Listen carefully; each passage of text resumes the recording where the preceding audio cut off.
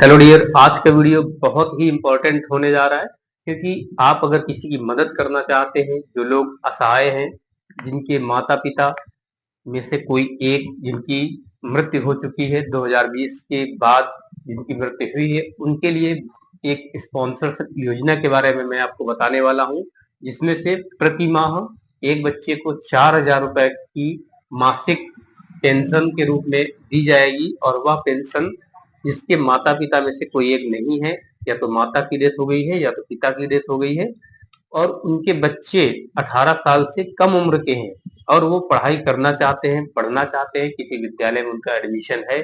इन सब चीज़ों को देखते हुए सरकार ने एक स्पॉन्सरशिप योजना चालू की है जिसको प्रवक्ता कार्यक्रम बोलते हैं और उसी का फॉर्म लेकर के हम आज आप लोगों के बीच में एक इन्फॉर्मेटिव वीडियो लेकर के आएँगे हैं।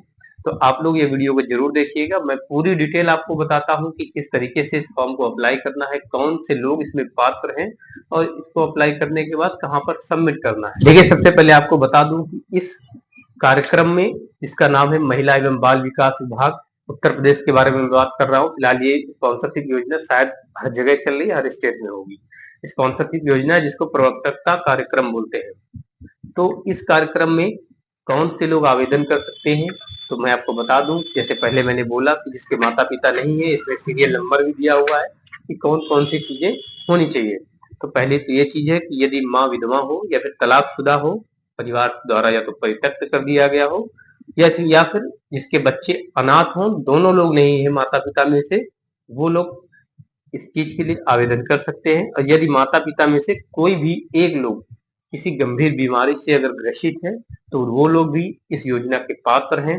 इसके बाद यदि माता पिता आर्थिक, शारीरिक और मानसिक रूप से उनको कुछ दिक्कत है और बच्चे की देखभाल करने में वो असमर्थ है, वो लोग भी इस चीज के बारे में अप्लाई कर सकते हैं, इस फॉर्म में अप्लाई कर सकते हैं। इसके बाद जो भी लोग प्रताड़ित हैं किसी भी तरीके से, जिनको फाइनेंशियल इश्यूज हैं, अगर वो जेन्युइन है तो वो लोग इस फॉर्म को जरूर अप्लाई कर सकते हैं। अब मैं बता दूं कि यह फॉर्म आपको मिलेगा कहाँ पर, तो हर जिले की, अगर आप उत्तर प्रदेश से हैं तो 75 जिले हैं, 75 जिले में जिला मुख्यालय है, आप लोगों को पता है।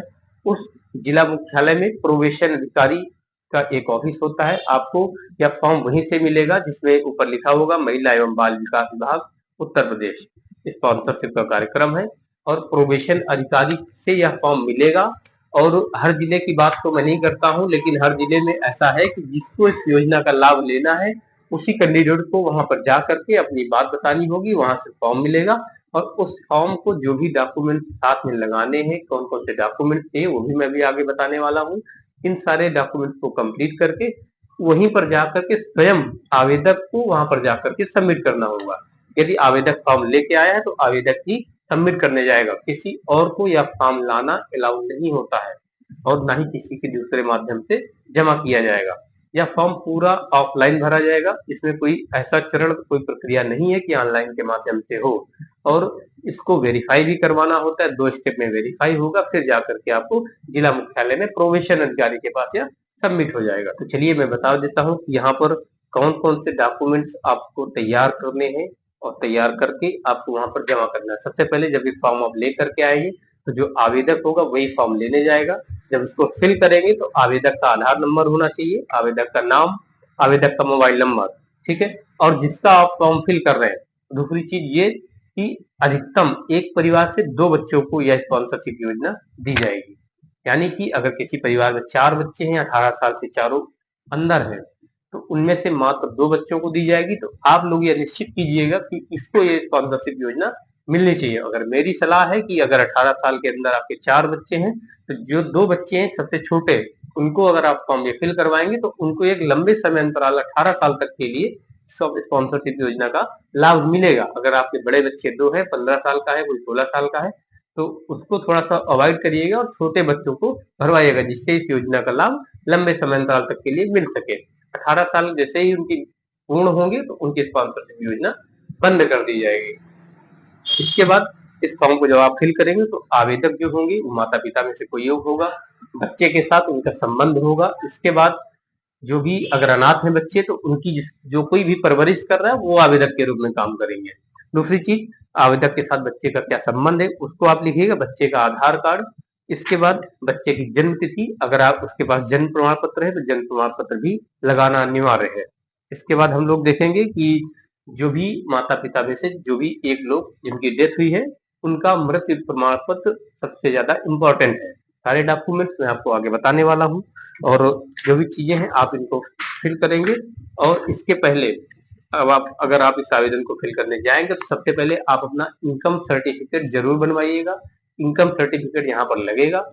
आगे हम आपको बताएंगे कि सारी डिटेल आप फिल करने के बाद जो भी होगी, और बच्चे के साथ पेरेंट्स का, गार्जियन का, जो भी उनके गार्जियन है जिसके संरक्षण में बच्चा पल रहा है, पढ़ाई कर रहा है, उसके साथ उसका ज्वाइंट अकाउंट होना चाहिए अगर बच्चे की उम्र 10 साल से कम है।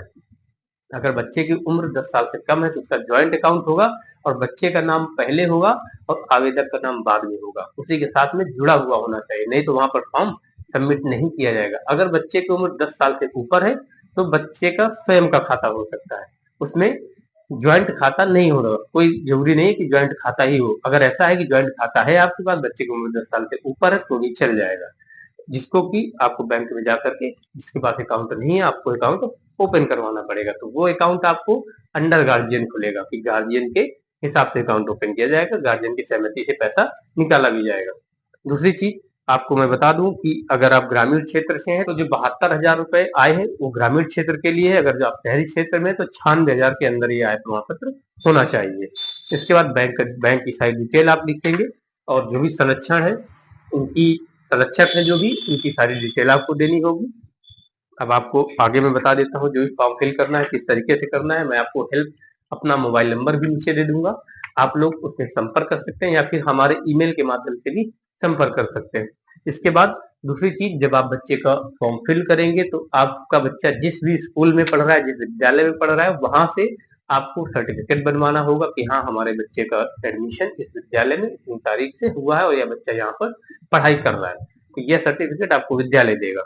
इसके बाद आपको कौन कौन से डॉक्यूमेंट्स है जो इस फॉर्म के साथ में आपको सबमिट करने हैं, तो इसमें से आप लोग देख लीजिएगा, सीरियल नंबर से सारे डॉक्यूमेंट्स लिखे हुए हैं। आपको बताता हूँ। पहला, सबसे पहले बच्चे, आवेदक एवं बच्चे का आधार कार्ड दोनों लोगों का होना चाहिए, सीसी सीरियल से आपको लगाना भी है। आय प्रमाण पत्र जहां पर लागू हो, यानी कि आय प्रमाण पत्र आपको लगाना ही पड़ेगा। देन बच्चे का आयु प्रमाण पत्र, यानी कि बच्चे का जन्म प्रमाण पत्र, उसमें बच्चे का आधार कार्ड काम करेगा। देन मृत्यु प्रमाण पत्र, जिसकी डेथ हुई है उनका मृत्यु प्रमाण पत्र लगेगा। शिक्षण संस्थान में पंजीयन का प्रमाण पत्र, यानी कि आप जिस भी विद्यालय में बच्चा पढ़ रहा है तो पंजीकृत होगा, तो उसका प्रमाण पत्र, जैसा कि मैंने पीछे आपको जानकारी दी। देन अगर इसके बाद कोई भी चीज अगर वहां पर जाके सबमिट करेंगे तो वो चीजें आपको पता चलेंगी, और बच्चे का जो भी बैंक खाता है उसको भी आपको साथ में संलग्न करना है। तो इतनी चीजें, इतने सारे डॉक्यूमेंट लेकर के आपको इस फॉर्म को फिल करना है। और आप इस फॉर्म को फिल करने के बाद करना क्या है वो आपको बता देता हूँ। सबसे इम्पोर्टेंट कि इसमें आपको, अगर आप ग्रामीण क्षेत्र से हैं तो आपको सेक्रेटरी यानी कि सचिव के साइन करवाने होंगे, उनकी मोहर करवानी होगी, वो इसका वेरीफाई करेंगे। वेरीफाई करने के बाद कि आप इसके पात्र हैं या नहीं है, इस चीज का वेरीफाई करेंगे। इसके बाद फिर आपको अपने ब्लॉक में जाकर के वीडियो से आपको साइन करवाना है, या तो फिर आप, इसमें लिखा हुआ है लास्ट फॉर्म पे, या तो आप इसके सिग्नेचर उप जिलाधिकारी से करवाएं या फिर खंड विकास अधिकारी से करवाएं। तो इन दोनों में से किसी एक से आपको वेरीफाई करवाना होगा। देन आपको यह फॉर्म लेकर के अपने जिला कार्यालय में प्रोबेशन अधिकारी के ऑफिस में जाकर के इसको सबमिट करना है। यह वीडियो आप लोगों के लिए भी इम्पोर्टेंट होगी, प्लस आपके परिवार में, आपके क्षेत्र में, आपकी जानकारी में जो भी लोग ऐसे हों जिनकी आप हेल्प करना चाहते हैं, मदद करना चाहते हैं, वो असहाय हैं, उनके बच्चे विकलांग हैं या पेरेंट्स विकलांग हैं, या फिर उन दोनों में से कोई किसी एक की डेथ हो गई या फिर बच्चे अनाथ हैं, इस तरीके से अगर कोई है, किसी रोग से, बड़े रोग से पीड़ित हैं, तो उन सभी लोगों के लिए यह योजना बहुत ही हेल्पफुल होने वाली है। तो आप लोग उनकी मदद जरूर करिएगा। अगर किसी भी तरीके की आपकी जरूरत होती है, कोई भी चीज आपको समझ में नहीं आती है, तो आप हमारे ईमेल में हमको संपर्क कर सकते हैं, हम आपको यह फॉर्म भी प्रोवाइड करवा सकते हैं। ठीक है, थैंक यू। मिलते हैं अगले वीडियो में ऐसे इन्फॉर्मेटिव वीडियो के साथ। Thank you.